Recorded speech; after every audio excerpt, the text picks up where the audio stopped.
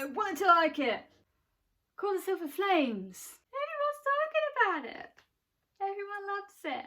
I am going to try and make this as spoiler free as possible.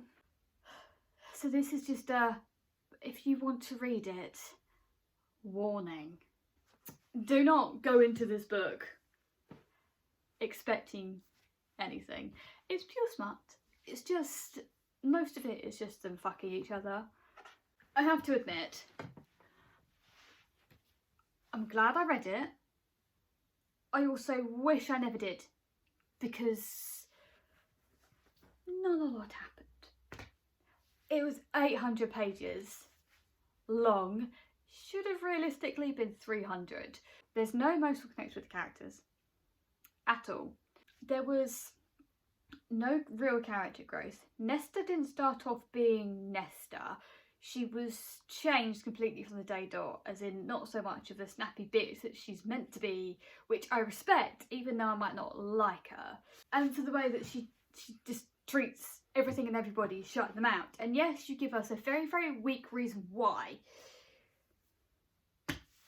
The trauma with how she dealt with Nesta, I didn't like, because it was almost as if she brushed it to the side a little bit, but gradually over chapters. So there wasn't really any of her facing what she'd done properly and then dealing with it, because it's facing what you're dealing with and then finding out how to deal with it. It was almost as if she mentioned it, spoke about it to somebody, and then she's better. It doesn't work like that. You can speak to people, still feel shitty, but feel marginally better than what you did because you spoke about it. Doesn't necessarily mean that you're coping with it well. Like, it takes years, not a short time as they gave Nesta. And then the whole inner circle being like, oh, reach out your hand, we're trying to help you, and then them all, minus Feyre, going off the rails because Nesta flipped.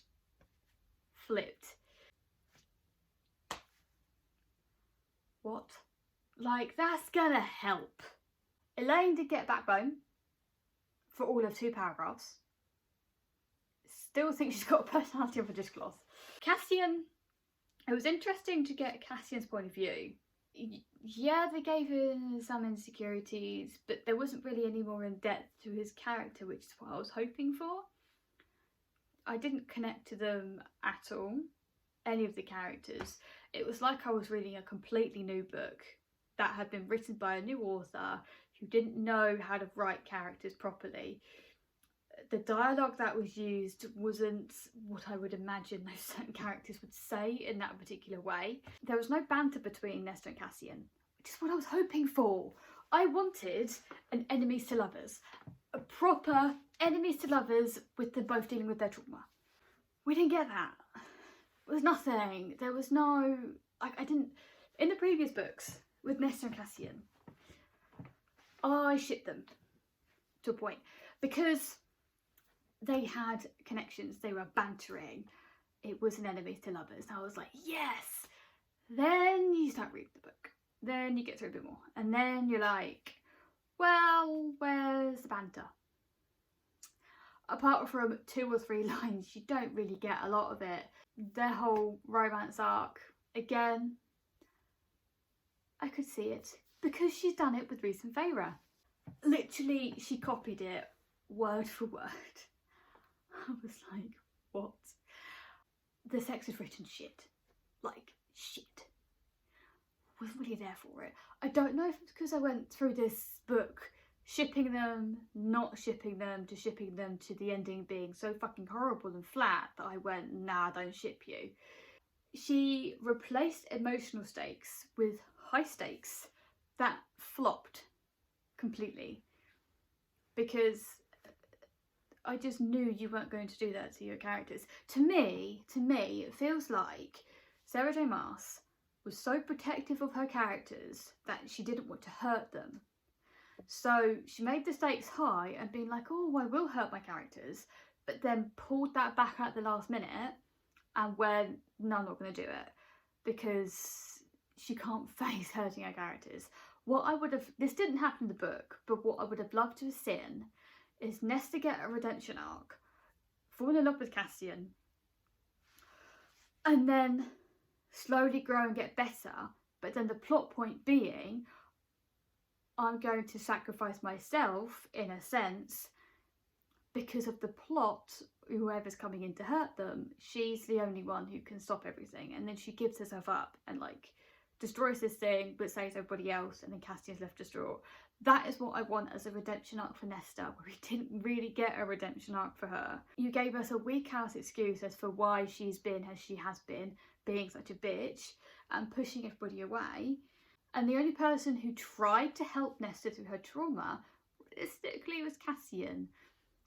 By doing that, it was basically fucking her. Nope. And then waiting for her to talk. For somebody like Nesta, she's not going to talk of her own free will. She's not. Then they added the subplot of Rhys and Feyre, which took everything, which was meant to hit us hard, like as a reader. She tried to hit us hard emotionally, and I was like, yeah, I can see right through what you're doing. I can plan out the rest of that subplot to the T, and I was correct.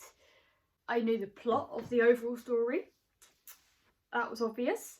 The reasons why they couldn't be together, very weak, which is why I don't like romance. I don't like romance. I understand Sarah J. Maas is a romance writer, but she usually has a better, more in-depth plot above that. That makes me be a bit like, yeah, okay. And there's usually stronger reasons why the two characters can't be together, because you have to have that in a romance. So that pissed me off. The plot that you hung over the romance is so weak and still plays off the previous trilogy that you're like, why even mention it if it's not going to be this bigger thing? I'll be interested to see what she does with the Azriel book that I think is coming, because if she does another plot like that, I'm going to go off her, because it's so obvious. Like, the plot with Feyre and Rhys is pretty much the same with Nesta and Cassian. It was so badly written, and I'm a bit like, I'm glad I read it, but I wish I never fucking did. Because, what the fuck? The plot point with Feyre and Rhys, the subplot, took away everything that Nesta and Cassian gained at the end of the book, and you flipped it and made it pretty much about Feyre and Rhys, which a lot of it did just feel a bit like about Feyre and Rhys. So I'm like, why didn't you write a book about Feyre and Rhys? Why didn't you write a book that had all of their POVs in with this external plot point going on, so you could, it would have just, I read it just for the fact that I've read it and it's over with. Okay, now and again we're going to want to read a trash book, and that was my trash book. It's called Silver Flames. It's my trash book. It's a trash shitty book you want to breeze through, not really think much about. But yeah, do I want to reread it? I was tempted. Now I'm a bit like, maybe not. I gave this 2.5 stars. There were parts, sections within the chapters, not even just chapters, sections or sequences that I enjoyed. But majority of the book I didn't like. It takes to chapter pretty much 40 to 43, most of the way through the book, for things to start picking up. There's an Arthurian legend type vibe going on, but then she doesn't really like adapt much more than that. The reasons for the plot conflicts were so weak. I was just like, why? Anybody could write a better plot point with the romance being a plot point. The way she wrote it was like she was taking away everything that she'd done in the previous trilogy. So I felt a bit like, what the fuck? Like, cheated. It was so predictable. The writing was a bit bland, actually. I was expecting it to be a bit more engaging than her previous works, but a lot of it is a bit bland. Like Crescent City is a lot of info dumping and information we don't need in this book. If you want to read it, read it. If you liked it, fine. Wasn't really for me. I'm now starting to regret reading it, especially the ending, because the whole Cassia Nesta thing, I think I would have liked a hell of a lot better if she kept the characters better and how they were with the trauma that they've both been going through, but still the banter and the snappiness and the sexual tension that they had in the previous books seemed to be missing from this. If she had that, I'd have liked it a lot better. That's a sort of review on this book. I don't even know. I don't know. See, the trouble is, when you have an author like Sarah J Maas, who is so popular, people just assume her books are going to be great, and it's fine. You're going to get an author like that, and then you're just going to expect their next series is going to be just as big and better as the next one, whereas it may not. It may flop. This has flopped. So when I read these new books, I try and forget the big hype that's coming out. And I was marginally excited, even though I knew it was just going to be smart. So I already had that low expectation. But even so, it could have been done better. It wasn't the excitement that made this book that bad, or the big hype over it that always happens. It was simply, to me, a bad book that probably should have been condensed down into a short story or subplots in another trilogy set in the same world with different problems and issues, maybe more years down the line. I just wish she'd written and handled it better. I really did. It just sounded like she didn't really know what she was doing. I hate to say that, but it just did.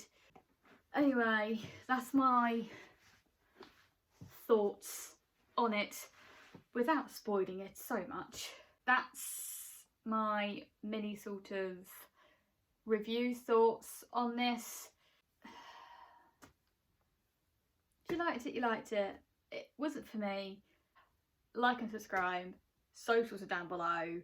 Let me know your thoughts down below. I'm really interested in finding reasons why people enjoyed this, because most people I know haven't.